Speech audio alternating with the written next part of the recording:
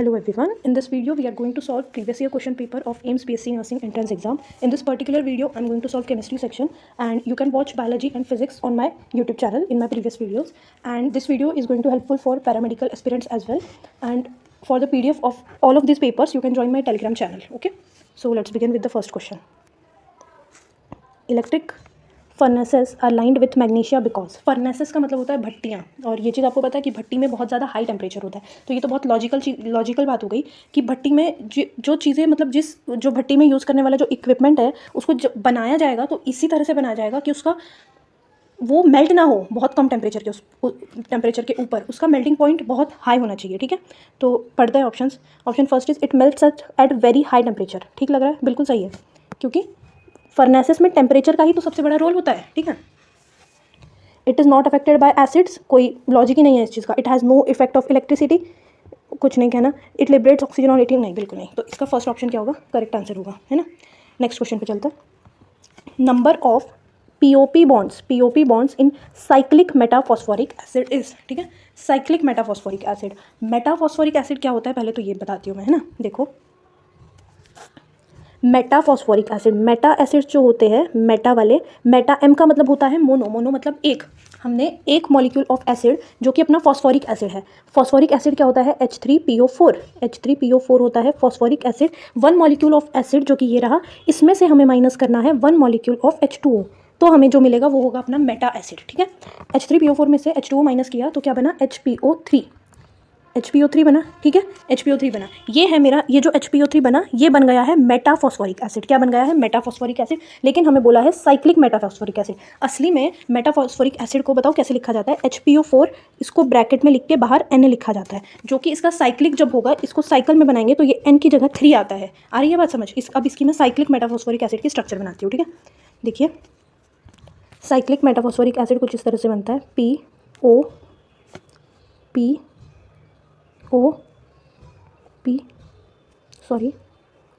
ये बना अपना, रिंग बन गई. अब रिंग से अपन बॉन्ड्स जोड़ देंगे, है ना.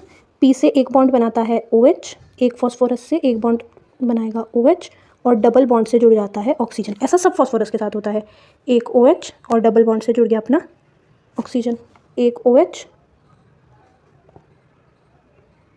और डबल बॉन्ड से जुड़ गया ऑक्सीजन. अब आपको क्वेश्चन में पूछा है कि इसके अंदर पीओपी बॉन्ड्स कितने हैं, पीओपी बॉन्ड्स, तो काउंट कर लेते हैं. ये रहा एक पीओपी बॉन्ड, ये हो गया 1, फिर ये रहा दूसरा, ये हो गया 2, और ये हो गया 3.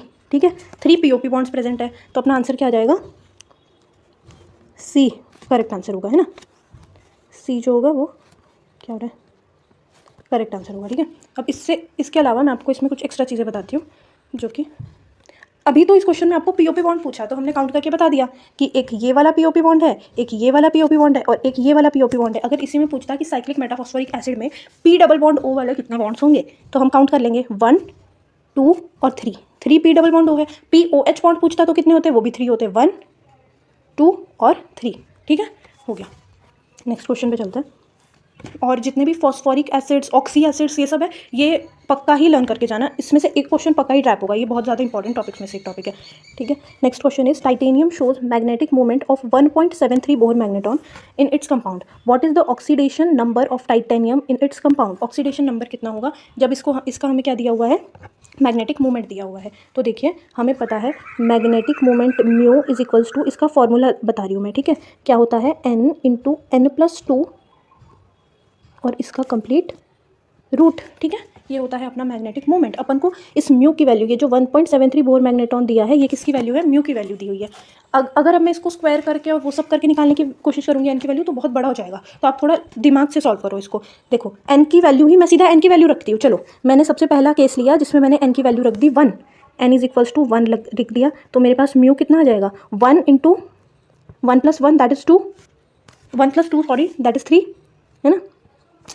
क्या लिख रही हूँ मैं, है ना. ये आ जाएगा 1 × 3 और रूट, मतलब रूट 3 आ जाएगा. और रूट 3 की वैल्यू कितनी होती है, 1.73 तो होती है, 1.732 ऐसे करके होती है रूट 3 की वैल्यू. इसका मतलब म्यू जो है वो 1.73 कब आएगा, जब अपनी वैल्यू ऑफ एन जो है वो 1 होगी. वैल्यू ऑफ एन क्या होगी, 1 होगी. एन जो है यहाँ पे, एन की अब देखो हमने इससे इस फॉर्मूला से ये निकाल लिया, हमें ये पता चल गया कि हमारी n की जो वैल्यू है, n की वैल्यू 1 है, और उस फॉर्मूला में n का मतलब होता है नंबर ऑफ अनपेयर्ड इलेक्ट्रॉन। तो n जो है वो नंबर ऑफ अनपेयर्ड इलेक्ट्रॉन है, लेकिन हमें ऑक्सीडेशन नंबर पूछा है टाइटेनियम का, ठीक है। अब टाइटेनियम का नॉर्मली क्या होता है कॉन्फ़िगरेशन, आर्गन, टाइटेनियम की बात चल रही है, ठीक है, 3d2 4s2 होता है, ठीक है, इसका 22 होता है एटॉमिक नंबर, है ना, ठीक है। तो देखो आर्गन 3s2 3d2 4s2। अब देखो 4s में तो जो इलेक्ट्रॉन है दोनों पेयर्ड है ना, पेयर्ड है ये वाले, तो अनपेयर्ड इलेक्ट्रॉन अब हमने देखना कि टाइटेनियम जब नॉर्मल कंडीशन में है तब इसमें अनपेयर्ड इलेक्ट्रॉन है 2, क्योंकि जो डी वाले जो इलेक्ट्रॉन है, डी में कितने ऑर्बिटल होते हैं, कितने होते हैं, 1 2 3 4 5 होते हैं, है ना। उसमें से 2 इलेक्ट्रॉन ऐसे कैसे रखे हुए हैं जो कि अनपेयर्ड है, लेकिन हमें अनपेयर्ड इलेक्ट्रॉन कितना चाहिए, 1 चाहिए। तो अनपेयर्ड इलेक्ट्रॉन 1 करने के लिए हमें टाइटेनियम में से इस यहाँ पे अनपेयर्ड इलेक्ट्रॉन 1 करने के लिए इसमें से हमें 3 इलेक्ट्रॉन निकालने होंगे, जिसमें से 2 इलेक्ट्रॉन तो एस से निकल जाएंगे, ठीक है, एस वाले 2 इलेक्ट्रॉन चले जाएंगे और 1 इलेक्ट्रॉन यहाँ से चला जाएगा, तो अपना आ जाएगा टाइटेनियम +3 बन जाएगा। क्या बन जाएगा, +3, 3 इलेक्ट्रॉन रिमूव करने पड़ेंगे ना, तब जाके इसका इलेक्ट्रॉनिक कॉन्फिगरेशन आर्गन 3d1 बनेगा और 4s में 0 होगा, ठीक है, और 3d1 होगा तो n = 1 आ जाएगा, है ना। तो आंसर क्या हो जाएगा, टाइटेनियम +3 में, इसका मतलब इसका ऑक्सीडेशन स्टेट कितना होगा, +3 होगा। मैं लिख देती हूँ, 1 सेकंड दीजिए मुझे। हाँ, तो इसका ऑक्सीडेशन स्टेट होगा +3। नेक्स्ट क्वेश्चन पे चलते हैं। Which of the following coordination ion या फिर कंपाउंड, क्या हो रहा है, कोऑर्डिनेशन आयन या compound does not exhibit structural isomerism, कौन से इसमें स्ट्रक्चरल आइसोमेरिज्म नहीं होगा। अब देखना, स्ट्रक्चरल आइसोमेरिज्म के लिए भी मुझे एक बहुत लंबा सा कॉन्सेप्ट बताना पड़ेगा।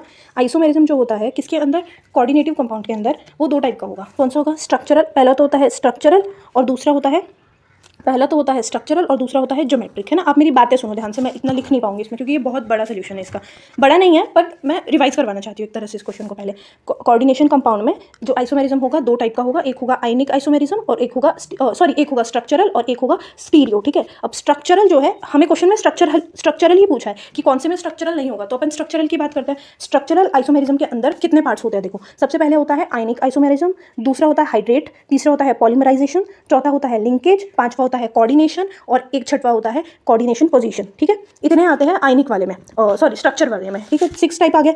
अब अपन देखते हैं कि इसमें से कौन से में स्ट्रक्चरल नहीं है। सबसे पहला मैंने जैसे ही देखा PtBrCl H2OSO4, ये तो मतलब PT+4 वाले में होता है ना, +4 वाला वो है ये तो इसमें तो ज्योमेट्रिक है, फर्स्ट ही ऑप्शन करेक्ट हो गया। ज्योमेट्रिक में भी कौन सा टाइप है इसमें, एक तो मेटल आ गया, फिर अपने पास आ गया A2BC +6 वाला है ये, सॉरी +6 वाला है, मेटल आ गया, ये +6 हो गया यहाँ पे, ये PT जो है ये मेटल की जगह पे है, A2BC हो गया, अपना A4BC हो गया ये तो, ठीक है। और ये कौन से टाइप का होता है, ये तो ज्योमेट्रिक आइसोमेरिज्म हो गया, तो पहला ही ऑप्शन अपना क्या हो जाएगा, करेक्ट आंसर हो जाएगा। और बाकी 3 में कौन सा आइसोमेरिज्म एग्जिबिट कर रहा है ये अपन देख लेते हैं, है ना। चलो ये वाला क्वेश्चन बोल रही हूँ, ये वाला देखो, कोबाल्ट NH3 6 और ये क्रोमियम ये वाला, है ना। अब इसमें कैसे आइसोमेरिज्म हो सकता है, इसमें होगा कोऑर्डिनेशन आइसोमेरिज्म। क्यों होगा कोऑर्डिनेशन आइसोमेरिज्म, क्योंकि इसमें इसके रेस्पेक्ट में ये जो है अपना मेटल आयन है, इसके रेस्पेक्ट में अपने लिगेंड जो है वो चेंज हो सकता है। NH3 जो है, NH3 इसके साथ जा सकता है और CN जो है वो इसके साथ आ सकता है, हो सकती है ना ये चीज़, तो इसमें कोऑर्डिनेशन होगी, जो कि कोऑर्डिनेशन किसका होता है, स्ट्रक्चरल आइसोमेरिज्म का पार्ट होता है। नेक्स्ट है अपना कोबाल्ट OXH2O4, इसमें जो है हाइड्रेट वाली हो सकती है, H2O यहाँ पे है, H2O किस में, क्रिस्टलाइन वाटर के फॉर्म में भी आ सकता है इसी में, तो इसमें हाइड्रेट वाली आइसोमेरिज्म हो गई। और ये वाला जो है इसके अंदर कौन सी हो गई, इसके अंदर लिंकेज वाली हो गई, क्योंकि इसमें जो देने वाला जो एटम है जो कि लोन पेयर देगा वो ऑक्सीजन है, और अगर यहाँ पे इसके जगह पे NO2 आ जाता, NO2 के फॉर्म में आ जाता है ये 3, तो ये भी तो आइसोमेरिज्म शो करेगा, लेकिन इसमें देने वाला जो एटम है वो कौन सा होता, फिर वो नाइट्रोजन होता है, ठीक है। तो लेकिन ये तीनों ही किस में आते हैं, स्ट्रक्चरल के टाइप होते हैं, और ये फर्स्ट वाला जो है अपना करेक्ट आंसर है, क्योंकि इसमें ज्योमेट्रिक आइसोमेरिज्म प्रेजेंट है, ठीक है। नेक्स्ट क्वेश्चन पे चलते हैं। केमिस्ट्री का सोल्यूशन थोड़ा बड़ा होगा क्योंकि एक एक चीज़ को मुझे बहुत डीपली एक्सप्लेन करना पड़ेगा, ठीक है। Next question, among the following the molecule with the lowest dipole moment, lowest dipole moment वाला मॉलिक्यूल कौन सा है, ठीक है। देखते हैं, सबसे पहला है CHCl3, CH3Cl2, CH2Cl2 और CCl4, है ना। तो अब देखो इसका स्ट्रक्चर बना के देखते हैं। कार्बन है,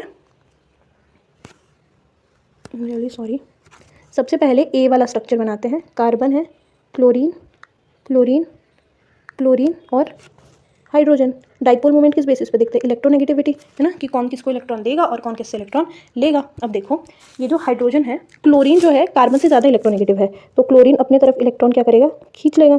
तीनों क्लोरीन अपने तरफ इलेक्ट्रॉन खींच लेंगे और हाइड्रोजन जो है वो कार्बन को इलेक्ट्रॉन दे रहा होगा, तो इसमें क्या हुआ, डाइवर्ट हो गया, है ना। लेकिन इसको बैलेंस करने के लिए कुछ आया नहीं है, एक ही डायरेक्शन में जा रहा है, नेट जो है वो अपना इस डायरेक्शन में जा रहा होगा, ठीक है। ये हो गया इसमें। अब दूसरा अपन देखते हैं, दूसरा क्या है, CH3Cl, जिसमें हाइड्रोजन 3 है और एक क्लोरीन है ना। मतलब यहाँ पे भी अगर हम यहाँ पे और यहाँ पे, तो इसका डायरेक्शन चेंज हो जाता है ना। अब देखो आप ध्यान से, यहाँ पे मैंने हाइड्रोजन लिखा, यहाँ पे मैंने हाइड्रोजन लिखा और इसका डायरेक्शन कुछ इधर हो जाएगा, ठीक है। इसमें भी नेट कहाँ जाएगा, कुछ इस तरफ जाएगा, तो नॉन जीरो ही होगा डाइपोल मोमेंट, है ना, नॉन जीरो डाइपोल मोमेंट होगा। तीसरा देखते हैं अपन, तीसरा क्या है, CH2Cl2, 2 हाइड्रोजन है और 2 क्लोरीन है इस पर, है ना, 2 हाइड्रोजन है, एक क्लोरीन बना देते हैं यहाँ पे, ठीक है। यहाँ पे एक क्लोरीन है और ये क्लोरीन क्या होगा, इलेक्ट्रॉन ले रहा होगा, तो इसमें भी नॉन जीरो डाइपोल होगा। इसमें तो डाइपोल मोमेंट और भी तगड़ा हो गया, पूरा देखो इधर से और पूरा इस तरफ नेट डायरेक्शन होगी, है ना, तो इसमें भी नॉन जीरो हो गया। अब नेक्स्ट देखते हैं क्या है, CCl4, चारों में क्या है, अपना क्लोरीन है, चारों जगह क्लोरीन है, ये गया, ठीक है। अब यहाँ पे भी मैं क्या लिखती हूँ, यहाँ पे भी क्लोरीन है, यहाँ पे भी क्लोरीन है, ये इधर खींचेगा, ये इधर खींचेगा, तो इसका नेट जो है ये सारे कैंसिल आउट हो जाएंगे और इसका net dipole moment mu is equals to 0 आ जाएगा। और हमें लोवेस्ट डाइपोल मोमेंट पूछा है जो कि क्या होगा, CCl4 का होगा, है ना। लोवेस्ट मतलब 0, जो कि किसका होगा, CCl4 का। अगर मैक्सिमम पूछता तो किसका आता, अभी हमने निकाला, मैक्सिमम पूछता तो CCl4 का आता, लोवेस्ट पूछा है तो हमारा आंसर क्या होगा, D होगा। नेक्स्ट क्वेश्चन की तरफ चलते हैं। HBr reacts fastest with, HBr की रिएक्शन किसके साथ फास्ट होगी, है ना। HBr वाली रिएक्शन, अब देखो ऑप्शन 2 मिथाइल प्रोपेन 1 ऑल, इसमें सीधा सीधा आप देख लेंगे, इस हर एक की सॉल्यूशन बहुत बड़ा है तो मुझे थोड़ा स्पेस कम लग रहा है, देखते हैं, चलो स्टार्ट करते हैं। HBr को मैंने रिएक्ट करवाया 2 मिथाइल प्रोपेन 1 ऑल से, है ना। तो देखो पहली बात तो ये, HBr ले लिया मैंने और देख रहे हैं चारों में ही रिएक्शन किसके साथ हो रही है, एक अल्कोहल के साथ हो रही है। HBr हो गया, इसकी रिएक्शन मेरी ROH एक अल्कोहल के साथ हो रही है ना।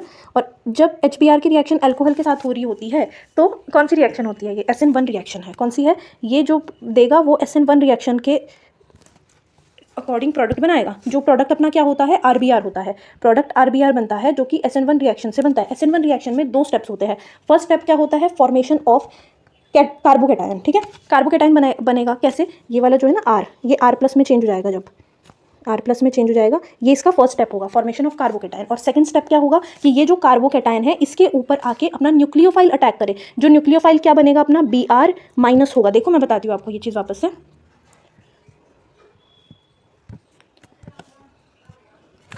HBr जो है, HBr इसको मैंने डिसोशिएट किया, ये HBr है, इसको मैंने डिसोशिएट किया तो H+ बना और Br- बना, ठीक है। और ROH है मेरा, है ना, ROH के ऊपर क्या कर रहे होंगे, वो अटैक कर रहे होंगे, तो ये जो मेरा SN1 रिएक्शन देगा। तो SN1 रिएक्शन का सबसे पहला स्टेप क्या है कि ये जो ROH है अपना अल्कोहल जो है, उसमें से ये अल्कोहल में इसका कार्बोकेटायन बना देगा, R+ बना देगा, ठीक है। और इस कार्बोकेटायन के ऊपर अब Br- जो कि अपना न्यूक्लियोफाइल है वो अटैक करके क्या बना देगा, RBr बना देगा। क्या बना देगा, R+ और यहाँ पे Br- जुड़ जाएगा तो RBr बन गया, ठीक है।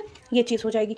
ये है अपनी पूरी कंप्लीट रिएक्शन। अब इसमें रिएक्शन में जो फर्स्ट स्टेप है वो है कार्बोकेटायन का फॉर्मेशन, और यही क्या है, रेट डिटरमाइनिंग स्टेप है। कार्बोकेटायन का जो फॉर्मेशन होगा वही रेट डिटरमाइनिंग स्टेप होगा। तो मतलब कार्बोकेटायन जितना ज़्यादा स्टेबल होगा वही प्रोडक्ट बनेगा। आई बात समझ में, कार्बोकेटायन जितना स्टेबल होगा वही प्रोडक्ट बनेगा। अब इसमें देखते हैं कौन से टाइप के कार्बोकेटायन बन सकते हैं।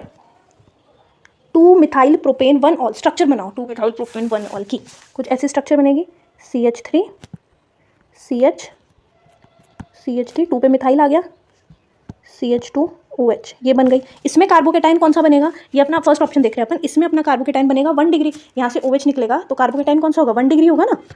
यहाँ पे C के ऊपर प्लस आ जाएगा ना, तो कार्बोकेटायन 1 डिग्री हो गया। तो फर्स्ट वाले में अपन लिख लेते हैं कि अपना 1 डिग्री कार्बोकेटायन बन रहा होगा फर्स्ट वाले में। अब सेकंड ऑप्शन देखते हैं, सेकंड में कैसा कार्बोकेटायन बन रहा होगा। सेकंड है 2 मिथाइल प्रोपेन 2 ऑल, 2 मिथाइल, 2 पे मिथाइल आएगा, 2 पे ही ये कुछ इस तरह से है, CH3 और यहाँ पे OH, तो ये जैसे ही OH निकल जाएगा तो यहाँ पे पॉजिटिव आ जाएगा। जब ये निकल जाएगा तो यहाँ पे पॉजिटिव आ जाएगा, तो अपना कौन सा कार्बोकेटायन बन रहा होगा, 3 डिग्री। तो सेकंड में कौन सा कार्बोकेटायन बन रहा है, 3 डिग्री बन रहा है। अब थर्ड ऑप्शन देखो, प्रोपेन 2 ऑल, तो ये तो कुछ इस तरह से CH3 CH CH3 और OH आ जाएगा, है ना। तो ये OH हट जाएगा, यहाँ पे पॉजिटिव आ जाएगा, तो ये 2 डिग्री कार्बोकेटायन बन गया, है ना। डिग्री मैं कैसे बताई हूँ, कोई किसी को यही नहीं पता हो कि 2 डिग्री 1 डिग्री कार्बोकेटायन क्या होता है। जो जिसके ऊपर पॉजिटिव है, जिस कार्बन के ऊपर पॉजिटिव है, वो आगे कितने कार्बन से जुड़ा होगा वो उसकी डिग्री डिसाइड करती है, ठीक है। नेक्स्ट आता है अपना चौथा प्रोपेन 1 ऑल, है ना। प्रोपेन 1 ऑल, तो that is CH3 CH2 CH2 OH ये बनेगा, तो इसमें OH निकलेगा तो इस पर पॉजिटिव आएगा। पॉजिटिव मतलब कार्बोकेटाइन जो है सिर्फ एक ही कार्बन से जुड़ा है ना, तो ये 1 डिग्री, तो ये भी 1 डिग्री होगा। अब कार्बोकेटाइन की जो स्टेबिलिटी होती है वो क्या होती है, 3 डिग्री सबसे ज़्यादा स्टेबल होता है। 3 डिग्री सबसे ज़्यादा स्टेबल होता है, फिर 2 डिग्री होता है, फिर 1 डिग्री होता है, फिर मीथेन आता है, ठीक है। तो यही तो है इसमें कि 3 डिग्री वाला सबसे स्टेबल होगा और SN1 रिएक्शन दे रहा है। SN1 रिएक्शन क्या है, उसका फर्स्ट स्टेप क्या है, फॉर्मेशन ऑफ कार्बोकेटाइन, और यही रेट डिटरमाइनिंग स्टेप होता है। अगर कार्बोकेटाइन जो बना है वो सबसे ज़्यादा स्टेबल होगा तो वही क्या बनेगा, प्रोडक्ट बनेगा अपना। तो इसमें 3 डिग्री कौन सा है, B है, तो अपना आंसर क्या हो जाएगा, B हो जाएगा। आई बात समझ में।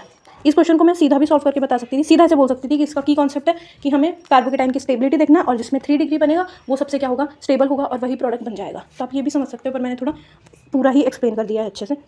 देखो अब नेक्स्ट क्वेश्चन, CH3CHO एल्डिहाइड है, 10% NaOH, जो कि क्या है, डाइल्यूट बेस है। इसके प्रेजेंस में 5 डिग्री सेल्सियस टेम्परेचर पे, जो कि लो टेम्परेचर है, इस तरह से हम इसको पढ़ रहे हैं, ठीक है। हीट किया, फिर हाइड्रोजन और निकल की प्रेजेंस में उस प्रोडक्ट को रखा, तो हमारे पास जो प्रोडक्ट बना वो क्या होगा।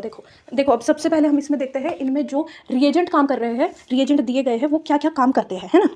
क्या काम करते हैं हमारे रिएजेंट। 10% NaOH और 5 डिग्री सेल्सियस टेम्परेचर के ऊपर अगर हम एल्डिहाइड को रखते हैं तो ये होती है अपनी एल्डोल कंडेंसेशन वाली रिएक्शन। कौन सी रिएक्शन होती है, एल्डोल कंडेंसेशन। एल्डोल कंडेंसेशन हो रहा होगा यहाँ पे CH3CHO का डाइल्यूट बेस के प्रेजेंस में, है ना।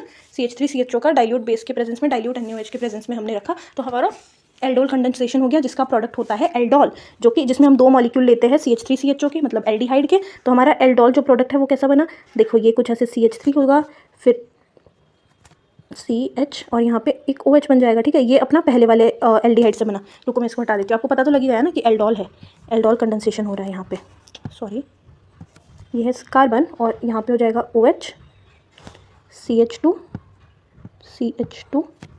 और हो जाएगा CHO, है ना। इसमें देखो अल्कोहल भी है, इसमें अल्कोहल भी है और एल्डिहाइड भी है, इसके लिए इसको बोलते हैं, इस प्रोडक्ट को हम कहते हैं एल्डोल, है ना। समझ में आई बात, इसको हम कहते हैं एल्डोल। अब इस एल्डोल को यहाँ वाले देखो, ये एल्डोल कहाँ बना है, इतनी रिएक्शन होने के बाद में यहाँ पे जो प्रोडक्ट बन रहा होगा ना, यहाँ पे ये एल्डोल बन गया, ठीक है। अब इस प्रोडक्ट को हम हीट करके आगे क्या प्रोडक्ट बनाते हैं वो देखो, है ना। अब एल्डोल को मैंने किया हीट, इसको मैंने हीट किया तो क्या बन जाएगा, अब देखना। हीट करने से पहले मैं इसको कुछ इस तरह से लिख लेती हूँ। ये जो मेरे 2H2 मैंने लिखा है, क्या मैं इसको ऐसे लिख सकती हूँ, कार्बन एक हाइड्रोजन इधर और एक हाइड्रोजन इधर, ठीक है, लिख सकती हूँ इजीली। अब जैसे ही मैंने इसको हीट किया तो ये OH और H जो है ये मिलके H2O बना लेंगे, और ये यहाँ से वाटर रिलीज हो जाएगा, ठीक है। हीट करने पे वाटर रिलीज होता है ना, यहाँ से वाटर रिलीज हो जाएगा और यहाँ पे डबल बॉन्ड बन जाएगा। तो अपन देखो बनाते हैं क्या प्रोडक्ट, हीट करने के बाद में अपना प्रोडक्ट जो बनेगा वो होगा, ये वाटर रिलीज हो गया, वाटर मॉलिक्यूल, और यहाँ पे डबल बॉन्ड छोड़ के चला गया, यहाँ पे डबल बॉन्ड हो जाएगा, आ गया इतना हीट करने पे। अब हमने यहाँ तक का प्रोडक्ट बना लिया है, यहाँ तक का प्रोडक्ट बना लिया है। अब जो प्रोडक्ट हमारा बना है उसको हम हाइड्रोजन और निकल की प्रेजेंस में रखेंगे और फिर देखते हैं अपना क्या प्रोडक्ट बनता है, ठीक है। अब हमने इसको हाइड्रोजन और निकल की प्रेजेंस में रखा, निकल मेटल की प्रेजेंस में, तो क्या हुआ, हाइड्रोजन और निकल जो है ये क्या काम करता है, ये तो रिडक्शन करवाता है, समझ रहे हो, ये तो रिडक्शन कर देता है। रिडक्शन में ये अपने पास जो है ये एल्डिहाइड है, एल्डिहाइड है, देखो इस पे CHO है। एल्डिहाइड का अगर रिडक्शन होता है तो क्या बनता है, अल्कोहल बनता है। जैसे कि कार्बोक्सिलिक एसिड का रिडक्शन होकर कीटोन या एल्डिहाइड बनते हैं, और एल्डिहाइड का रिडक्शन होकर अल्कोहल बनता है, ठीक है। तो ये जो एल्डिहाइड है इसका रिडक्शन करा देंगे हाइड्रोजन और निकल की प्रेजेंस में, तो अल्कोहल बन जाएगा। तो हमारा क्या हो जाएगा, यहाँ पे सीधा सीधा एक सैचुरेटेड अल्कोहल बना देंगे, है ना। रुको मैं बनाती हूँ, जो कि कुछ इस तरह से होगा, CH3 CH2 CH2 CH2 और यहाँ पे COH, ठीक है। ये बस यहाँ पे एल्डिहाइड की जगह हमें अल्कोहल बनाना है, COH करना है, और हाइड्रोजन ज़्यादा होगा तो इसका क्या हो जाएगा, हाइड्रोजन ज़्यादा होगा तो ये इसका अनसैचुरेशन हो जाएगा, तो ये जो डबल बॉन्ड है इसकी जगह भी हमें क्या मिल जाएंगे, 2 हाइड्रोजन मिल जाएंगे, ठीक है। अब ये जो प्रोडक्ट बना है अपना, ये जो अपना प्रोडक्ट बना है इसको हम क्या कहेंगे, बस इसका नाम दे दो आप, क्या है, 1 2 3 4, कितने कार्बन है इसमें, 4, तो ब्यूटेनॉल बन गया। आंसर क्या होगा आपका, आंसर होगा C। रुको, अगर किसी को ये चीज़ें एक्सप्लेन करने में बहुत बड़ा लग रहा है, ठीक है, अभी तक मतलब मैं एक्सप्लेन करते आई हूँ, तो मैंने कितने क्वेश्चन एक्सप्लेन किए हैं, कितने अभी तक हमने 7 ही क्वेश्चन किए हैं इतने टाइम के अंदर, लेकिन जब आप सॉल्व करोगे खुद से पेपर और आपको ये सब चीज़ें याद होंगी तो इजीली कर पाओगे। बस समझाने में बड़ा लग रहा है इसलिए आपको लग सकता है कि यार ये तो डिफिकल्ट है, कुछ डिफिकल्ट नहीं है। Next question, nitration of aniline gives Meta nitro aniline in strong acidic medium. Acidic medium इसका मतलब पहले तो उसमें H+ प्रेजेंट है ना। और नाइट्रेशन ऑफ एनिलीन, एनिलीन क्या होता है पता है आपको? वही बेंजीन के ऊपर NH2 ग्रुप, ये जो भी ऐसे हुआ है ना, बेंजीन बना दिया, इसके ऊपर NH2 group, that is aniline, है ना। अब हमने कहा नाइट्रेशन ऑफ एनिलीन मतलब इसके ऊपर हमें NO2 को अटैक करवाना है, तो ये also gives Meta nitro aniline. Meta nitro मतलब ये जो एनिलीन पे हमने नाइट्रो ग्रुप अटैक करवाया, ये मेटा पे ही जाके क्यों जुड़ता है, देखो मैं बताती हूँ। एसिडिक मीडियम में H+ प्रेजेंट होंगे, H+ जो है वो H+ क्या है, इलेक्ट्रॉन खींचने का काम करेगा ना, इसको तो इलेक्ट्रॉन चाहिए, तो ये NH2 के H+ ऐसी जगह पे जाएगा जहाँ पे पहले से इलेक्ट्रॉन प्रेजेंट है, तो यहाँ पे गया और इसने NH2 के इलेक्ट्रॉन ले लिए, तो यहाँ पे पॉजिटिव चार्ज आ गया, तो ये जो रिंग है ये NH2 जो है रिंग से इलेक्ट्रॉन छीनेगा, तो ये रिंग के ऊपर इलेक्ट्रॉन डेंसिटी क्या हो जाएगी, डिक्रीज हो जाएगी। लेकिन रिंग में कौन सी पोजीशन पे, ऑर्थो और पैरा पोजीशन पे इलेक्ट्रॉन डेंसिटी डिक्रीज होगी, मेटा पे नहीं होगी। तो NO2 जो है, NO2 तो वहाँ अटैक करेगा जहाँ पे इलेक्ट्रॉन है, ठीक है, इलेक्ट्रॉन विड्रॉइंग ग्रुप है तो इलेक्ट्रॉन वाली जगह पे अटैक करेगा, तो NO2 जाएगा मेटा पे, क्योंकि मेटा पे ही इलेक्ट्रॉन प्रेजेंट है। और ये इसके ऊपर जो पॉजिटिव चार्ज है इसकी वजह से ऑर्थो और पैरा पे इलेक्ट्रॉन डेंसिटी क्या हो गई है, डिक्रीज हो गई है, इसलिए हम कहाँ पे अटैक करवाते हैं इसका, मेटा पे। अब अपन ऑप्शन पढ़ लेते हैं, ये इसका की कॉन्सेप्ट था क्वेश्चन का, ठीक है। अब ऑप्शन पढ़ के आंसर आ जाएगा। देखो, in electrophilic substitution reaction amino group is meta directing. Meta directing कहाँ होता है, ऑर्थो और पैरा डायरेक्टिंग होता है अमाइनो ग्रुप। तो next is in spite of substituent, ये फर्स्ट ऑप्शन गलत हो गया, ठीक है, क्योंकि यहाँ पे मेटा डायरेक्टिंग दिया है, ऑर्थो और पैरा डायरेक्टिंग होना चाहिए था। In spite of substituent nitro group always goes to meta position, नहीं जरूरी नहीं है मेटा पे ही जाएगा हमेशा, ये जरूरी थोड़ी ना है, जहाँ इलेक्ट्रॉन डेंसिटी हाई होगी वहाँ जाएगा। मेटा पे अभी इसलिए जा रहा है क्योंकि उसके ऊपर एसिडिक नेचर की वजह से इलेक्ट्रॉन डेंसिटी हाई हो गई है। देखते हैं, इन strong acidic medium nitration of aniline is nucleophilic substitution reaction. Nucleophilic नहीं है बेटा ये बेटा क्यों बोल रहे, न्यूक्लियोफिलिक नहीं है ये रिएक्शन, ठीक है। नेक्स्ट है, in acidic medium aniline is present in anilinium ion, यही तो था अभी तो मैंने जैसे ही एसिडिक मीडियम के अंदर ये था अपना NH2 यहाँ पे जुड़ा है, ये अपनी एनिलीन है। एसिडिक मीडियम में जो है H+ जो है वो इसके ऊपर जाके अटैक करेगा, तो ये NH3 पॉजिटिव हो जाएगा, है ना, NH3 पॉजिटिव हो जाएगा। तो एसिडिक मीडियम में जो एनिलीन है वो इस फॉर्मेट में प्रेजेंट होती है, जिसे एनिलीनियम आयन कहते हैं। इसी के वजह से हमारे पास क्या आता है, मेटा वाला प्रोडक्ट आता है, मेटा नाइट्रो एनिलीन बनता है, ठीक है, जब नाइट्रो उसके ऊपर अटैक कर रहा होगा। तो ऑप्शन 4 जो होगा करेक्ट आंसर होगा। नेक्स्ट क्वेश्चन है, ये तो बहुत ईजी है, थ्योरी वाला है। मैच द विटामिन, अच्छा विटामिन ए से क्या हो रहा होगा, विटामिन ए जो है वो आँखों से रिलेटेड बहुत सारी चीज़ों के लिए अच्छा होता है, ठीक है। कहते हैं ना गाजर खाओ आँखें ठीक होंगी, क्योंकि गाजर में विटामिन ए होता है ना, रेटिनॉल। तो देखो विटामिन ए, और स्कर्वी तो होता है विटामिन सी, स्कर्वी होता है।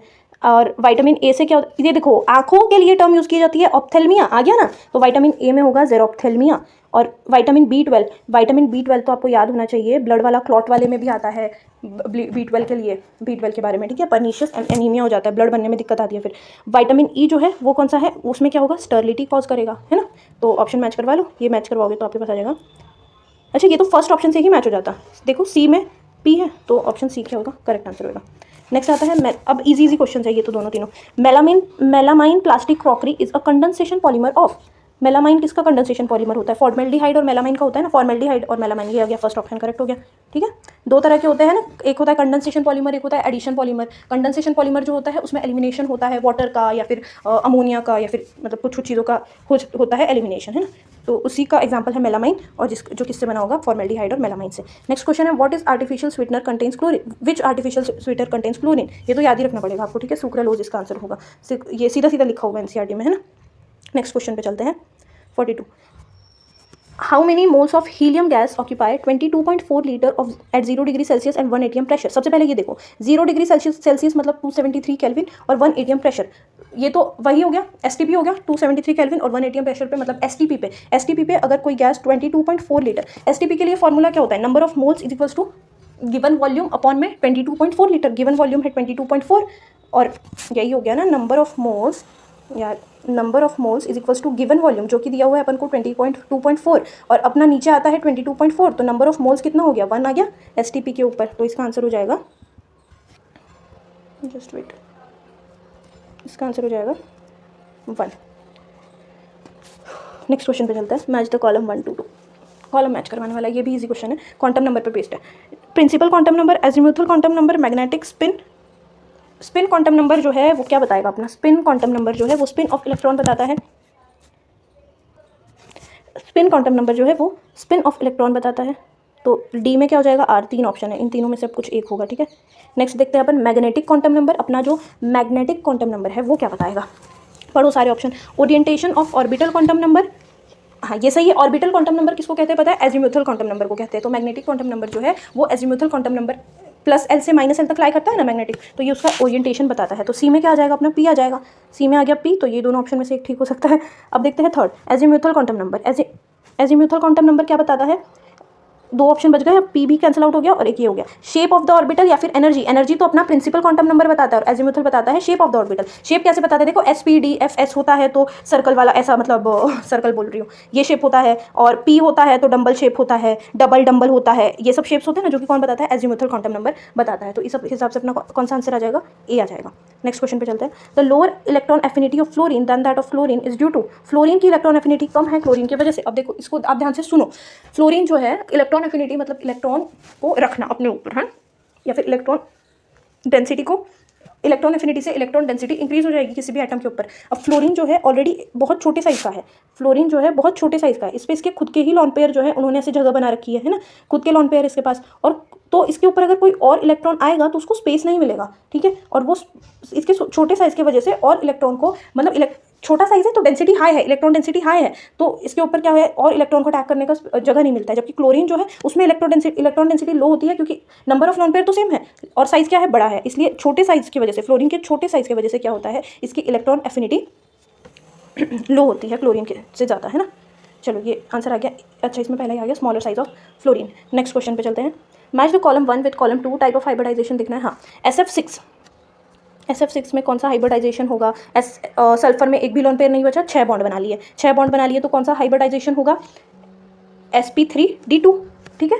ए में आ जाएगा आर, सल्फर में कोई वो बचा नहीं है तो sp3d2 ए में आर आ जाएगा। सेकंड देखते हैं pf5 फॉस्फोरस के पास क्या यहाँ पे कोई लॉन पेयर है, नहीं है। f5 5 क्या है, बॉन्ड पेयर है, 5 बॉन्ड पेयर है, तो क्या क्या हाइब्रिडाइजेशन होगा 5 बॉन्ड पेयर का, sp3d होगा, तो बी में आ जाएगा p। bcl3 क्या बोरोन के पास कोई लॉन पेयर बचा है, सोचो दिमाग लगाओ, बोरोन के पास कोई लॉन पेयर नहीं है, कितने बॉन्ड बनाए इसने, एक लॉन पेयर है, सॉरी बोरोन के पास लॉन पेयर कैसे नहीं है, 3 तो इसने बॉन्ड बना लिए, हाँ 3 बॉन्ड बना लिए, और एक इसका क्या हो गया, खुद का लॉन पेयर हो गया, तो कितना हो गया, bond pair plus lone pair कितना हो गया, 4, तो इसका हाइब्रिडाइजेशन आ जाएगा sp3। हाइब्रिडाइजेशन कैसे निकालते हैं ये नहीं बताया क्या मैंने, lone pair plus bond pair को ऐड कर दो, अगर lone pair plus bond pair कितने हैं, 2 है तो sp होगा, 3 है तो sp2 होगा, 4 है तो sp3 होगा, 5 है तो sp3d होगा, 6 है तो sp3d2 होगा। समझ में आ गई बात। अब C2H6 का देखो इस तरह से स्ट्रक्चर होता है, CH3 ऐसे होता है ना, तो ये इसने कार्बन ने कितने बनाए, 4 बॉन्ड बनाए हैं, इसका मतलब ये क्या है, sp3 हाइब्रिडाइजेशन है, तो इसमें इसका होगा sp3 हाइब्रिडाइजेशन, और इसका sp2 होगा। बोरोन के पास क्या हो, ये सॉरी मैंने एक चीज़ गलत बता दिया यहाँ पे, है ना, सॉरी, बोरोन के पास मैं लॉन पेयर कहाँ से ला रही हूँ, ये C2H6 जो है इसमें होगा sp3, तो बोरोन के पास तो 3 बॉन्ड बना रहे हैं, तो सीधा सीधा sp2 आ जाएगा, ठीक है। तो अपना इसमें आंसर होगा करेक्ट, कौन सा होगा, मैच करवा, ए होगा, ए जो होगा अपना करेक्ट आंसर होगा, है ना। नेक्स्ट क्वेश्चन पे चलते हैं। Among the following the incorrect statement is, eight low pressure real gas, अच्छा रियल गैस जो है वो आइडियल गैस की तरह बिहेव करती है at low pressure and high temperature, ये ध्यान में रखना। रियल गैस जो है आइडियल गैस की तरह बिहेव करती है एट लो प्रेशर और हाई टेम्परेचर, है ना। ठीक है, अब पढ़ते हैं ऑप्शंस को। At very low pressure real gas show ideal behaviour, correct option. At very low temperature real gas show ideal behaviour, wrong statement, ठीक है। और हमें इसमें इनकरेक्ट ही पूछा है, तो अपना बी क्या आ जाएगा, करेक्ट आंसर आ जाएगा, है ना। नेक्स्ट क्वेश्चन पे चलते हैं। During isothermal expansion the ideal gas, isothermal expansion मतलब change in temperature, delta T जो है वो 0 है, डेल्टा टी 0 है तो उसकी इंटरनल एनर्जी जो है वो भी 0 है, क्योंकि इंटरनल एनर्जी का फॉर्मूला क्या होता है, NCV डेल्टा टी की वैल्यू 0 रखोगे तो इंटरनल एनर्जी भी क्या होगी, 0 होगी। चलो इंटरनल एनर्जी 0 हो गई, टेम्परेचर 0 हो गया, हमें पूछा है किसमें, एंथैल्पी बताओ, तो एंथैल्पी का फॉर्मूला क्या होता है बताइए। एंथैल्पी होता है E प्लस PV, मतलब E मतलब इंटरनल एनर्जी प्लस PV, और PV की जगह मैं NR डेल्टा T लिखूंगी, तो डेल्टा की वैल्यू 0, तो एंथैल्पी भी अनअफेक्टेड रहती है, इंटरनल एनर्जी भी 0 रहती है, तो आंसर ये आ जाएगा एंथैल्पी अनअफेक्टेड। इसमें तो इंटरनल एनर्जी इंक्रीज बोल रहे हैं तो गलत हो गया ना, एंथैल्पी डिक्रीज नहीं होती है, गलत हो गया। टेम्परेचर कांस्टेंट है तो दोनों ही कांस्टेंट होंगे, है ना। नेक्स्ट क्वेश्चन पे चलते हैं। pH ऑफ ये dash mole HCl solution is, ये क्या है pH, HCl क्या है, HCl कंप्लीटली डिसोशिएट हो जाता है अपने आयन में, तो H प्लस और Cl माइनस बनाएगा डिसोशिएट होके, है ना। मेरी बातें ज़्यादा सुनो आप, मतलब लिखने वाले पे ज़्यादा ध्यान मत दो क्योंकि स्पेस कम है, तो मैं बोल के ज़्यादा सही से समझा पाऊंगी। HCl जो है वो कंप्लीटली अपने आयंस में डिसोशिएट हो जाएगा, जैसे कि H+ और Cl- बना लेगा, जिसमें H+ की कंसंट्रेशन भी 0.001 मोलर होगी और Cl- की भी इतनी होगी। और pH का फॉर्मूला क्या होता है? pH का फॉर्मूला होता है -log H+। अभी बताती हूँ। pH जो होता है, pH is equals to -log concentration of H+। अब हमें यहाँ पे H+ की कंसंट्रेशन क्या दी गई है? H+ की कंसंट्रेशन दी गई है 0.0001, मतलब 10 टू द पावर -4। तो 10 टू द पावर -4 आ गया। अगर यहाँ पे देखो, अगर मैं इस जगह पे 10 टू द पावर -4 लाती हूँ तो लॉग में क्या होता है? पावर जो है वो सामने आ जाती है, तो -4 माइनस इंटू -4 आ जाएगा। तो यहाँ पे तो +4 हो गया और log 10 की वैल्यू कितनी होती है? 1। तो आंसर अपना pH कितना आ जाएगा? 4 आ जाएगा। ठीक है, आ गया question. A is correct option. Next question पे चलते हैं। Oxidation state of Fe in K4 FeCN6। Oxidation state निकाल सकते हो आप, है ना? Fe, अब इसको जब मैं आयनाइज करूंगी तो K4K+ निकल जाएगा और FeCN6 माइनस, इसको तो मैंने जैसे हटा दिया तो इसके ऊपर आ गया -4। अब Fe का निकालना है मुझे, तो Fe का x मान लेती हूँ। Cn का कितना होता है? -1 1 का, तो 6 का कितना हो जाएगा? -6 इज इक्वल्स टू -4। तो यहाँ से अपनी x की वैल्यू कितनी आ जाएगी? +2 आ जाएगी। ठीक है, यहाँ से x की वैल्यू +2 आ जाएगी, मतलब ऑक्सीडेशन स्टेट क्या होगा? +2। आंसर ए आ जाएगा। अब ये वाला पढ़ते हैं। अमंग CaH2 NH3 NaH और B2H6 which are covalent hydrides. ठीक है, कोवेलेंट। अब हम देखते हैं इसमें पहला तो दिया है कैल्शियम का हाइड्राइड, जो कि क्या होता है? कैल्शियम किसका है? एस ब्लॉक का एलिमेंट है ना? और एस ब्लॉक के एलिमेंट जो है वो आयनिक हाइड्राइड बनाते हैं, तो ये तो गलत हो गया। दूसरा है NH3। NH3 जो है पी ब्लॉक का है और पी ब्लॉक के जो है वो कोवेलेंट हाइड्राइड बनाते हैं, दूसरा वाला सही है। तीसरा क्या है? NaH। तो सोडियम जो है वो क्या है? कौन सा हाइड्राइड बनाता है? सोडियम आयनिक हाइड्राइड बनाता है, क्योंकि एस ब्लॉक का है। ये भी गलत हो गया, ये आयनिक बनाता है, ये कोवलेंट बनाता है। B2H6 बोरोन पी ब्लॉक का है, जो कि क्या बनाता है? कोवलेंट हाइड्राइड्स बनाता है। तो NH3 और B2H6 ये आ जाएगा। ए आपका करेक्ट ऑप्शन होगा। ठीक है, नेक्स्ट क्वेश्चन पे चलते हैं। KO2 is used in oxygen cylinders in space submarine. KO2 जो है, ये तो बायो में भी पढ़ा होगा आपने, फोटोसिंथेसिस वाले चैप्टर में, कि हम KO2 को यूज़ करते हैं। बताओ क्यों? क्योंकि ये CO2 को एब्जॉर्ब कर लेता है ना? तो इसमें पहला ही ऑप्शन क्या है? Absorb CO2 and increase oxygen content. बिल्कुल सही है, CO2 को एब्जॉर्ब कर लेता है, O2 का कंटेंट क्या कर देता है? इंक्रीज कर देता है। ये ऑप्शन करेक्ट होगा।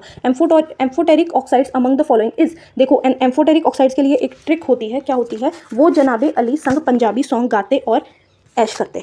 अब उसको याद कैसे रखते? देखो, वो जनाबे हो गया अली संग पंजाबी PB सॉन्ग गाते और ऐश करते। यहाँ पे ये मैंने जितने भी एलिमेंट लिखे हैं ना, ये जितने भी एलिमेंट लिखे हैं, ये सब के सब एम्फोटेरिक ऑक्साइड्स बनाते हैं। अब देख लो, इनमें से किसका एलिमेंट प्रेजेंट है यहाँ पे?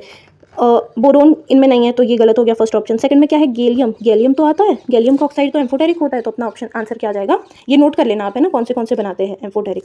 सेकंड ऑप्शन आ जाएगा करेक्ट आंसर। नेक्स्ट पे, the addition of HBr on ब्यूट-2 in presence of peroxide follows. HBr को ब्यूट-2 के ऊपर जोड़ दिया हमने। हमने इससे पहले SN1 रिएक्शन पढ़ा था, कौन से वाले क्वेश्चन में? इस क्वेश्चन में, है ना?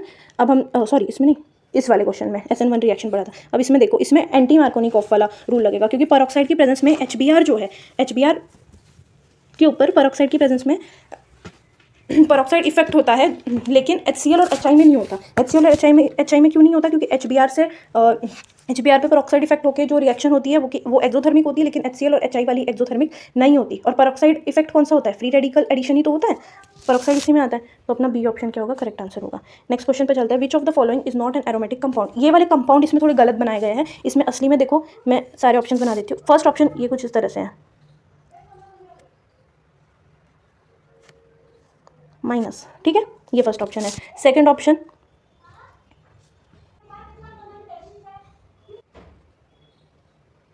ठीक है, देखो इसमें बस स्ट्रक्चर में थोड़ा सा गड़बड़ है, बाकी कुछ नहीं है।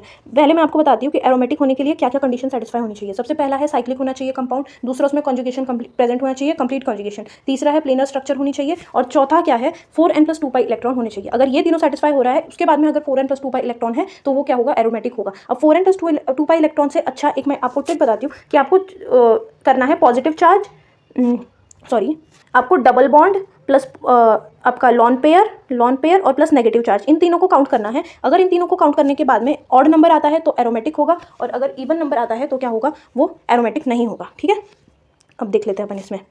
फर्स्ट में क्या है?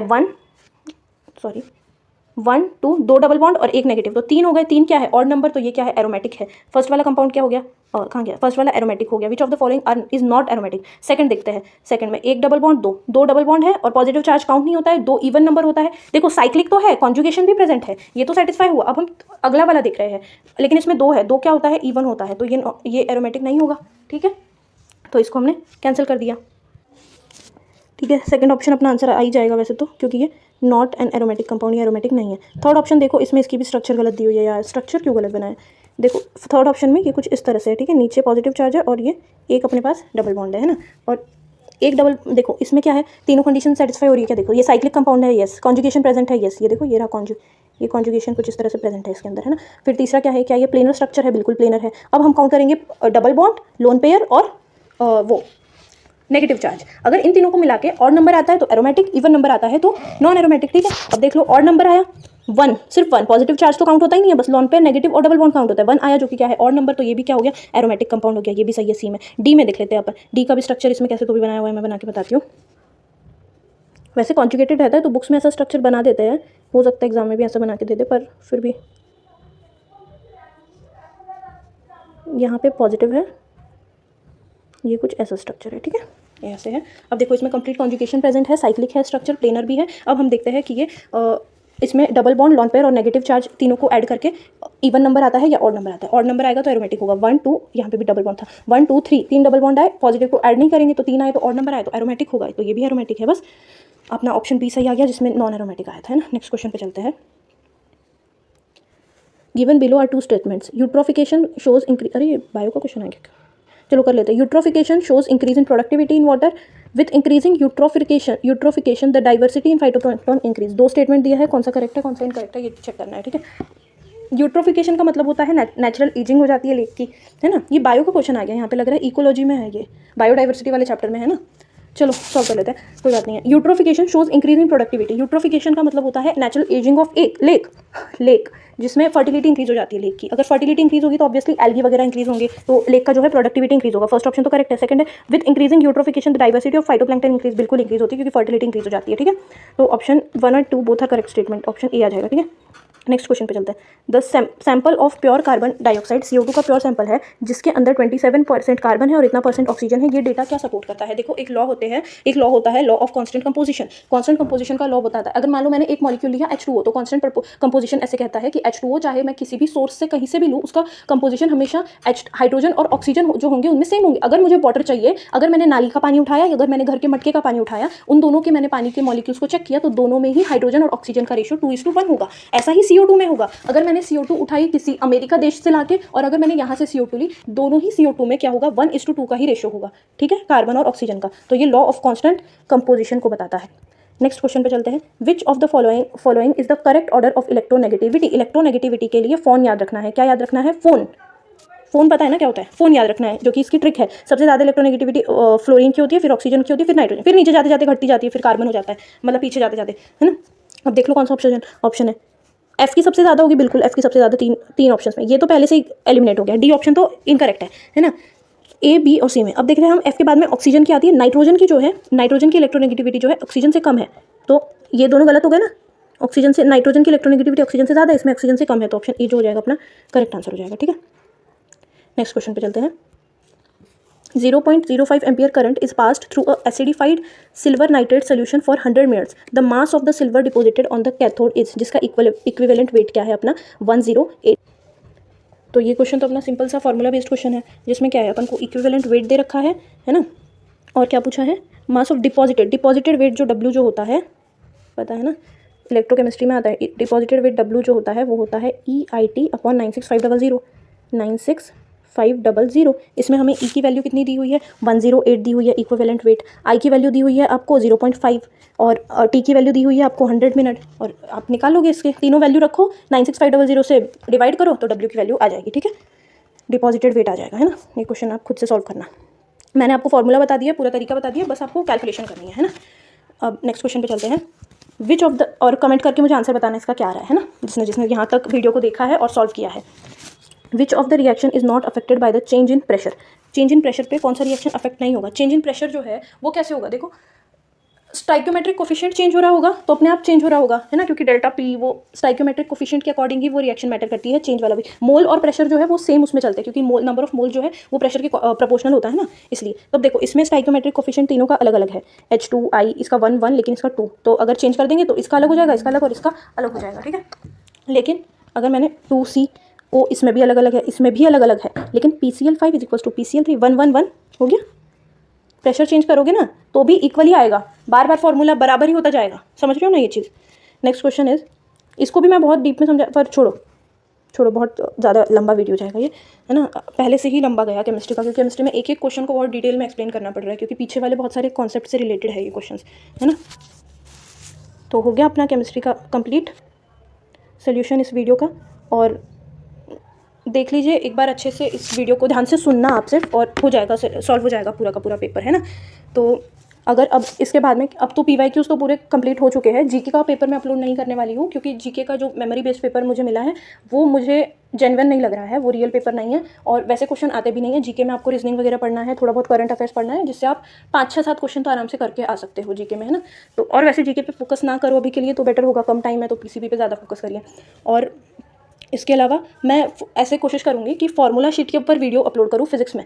अगर इस वीडियो को पैरामेडिकल और नर्सिंग वाले बच्चे देख रहे हैं तो आप मुझे कमेंट में बताना कि मैं 1 वीक का एक ऐसा सीरीज़ बनाती हूँ जिसमें 1 वीक में, मतलब एक कंप्लीट वीक के लिए मैं कंटिन्यूसली एक मतलब टाइम फिक्स कर देंगे जिसपे मैं एक एक वीडियो अपलोड कर रही हूँगी, जिसमें एक दिन में फिजिक्स की एक यूनिट पकड़ेंगे। जैसे कि मैंने फर्स्ट डे पे मैकेनिक्स लिया, तो मैकेनिक्स में जितने सारे चैप्टर आते हैं उन सभी चैप्टर के ऊपर मैं फॉर्मूला बनाऊंगी, मतलब फॉर्मूला शीट बनाऊंगी और उसको एक्सप्लेन करूंगी, क्योंकि फॉर्मूला लर्न करने से कुछ नहीं होगा। आपको जब तक पता नहीं होगा कि कौन सा फॉर्मूला कहाँ पे अप्लाई करना है, मतलब अगर मान लो मैंने बोल दिया कि ये कुछ डैश डैश फॉर्मूला होता है, लिख के दे दिया, पर जैसे मैंने अभी लिखा था W=EIT/96500, अगर मैं उसमें नहीं बताती आपको E क्या है, I क्या है, T क्या है, उसको कब यूज़ करना है, कब नहीं यूज़ करना है, तो वो नहीं कर पाते आप, है ना। फॉर्मूला बेस्ड ही क्वेश्चन आते हैं, लगभग 20 क्वेश्चन फॉर्मूला बेस्ड आएंगे फिजिक्स में, लेकिन उनको फॉर्मूला को अप्लाई करना आना चाहिए अच्छे से। तो अगर आप चाहते हो कि मैं ऐसी वीडियो लेके आऊँ जिसके अंदर मैं पूरा फॉर्मूला शीट बना के आपको एक एक फॉर्मूला एक्सप्लेन करूँ, किसको कहाँ लगाना है, कहाँ नहीं लगाना, तो मैं पूरी फिजिक्स की एक साथ तो नहीं बना सकती वीडियो, मतलब एक वीडियो में कंप्लीट फिजिक्स ले आऊँ तो वो बहुत लंबी वीडियो खिंच जाएगी। तो हम यूनिट वाइज कर लेंगे। पहले उसमें फर्स्ट डे पे मैं मैकेनिक्स करवा दूंगी, सेकंड डे पे मैं थर्मल फिजिक्स करवा दूंगी,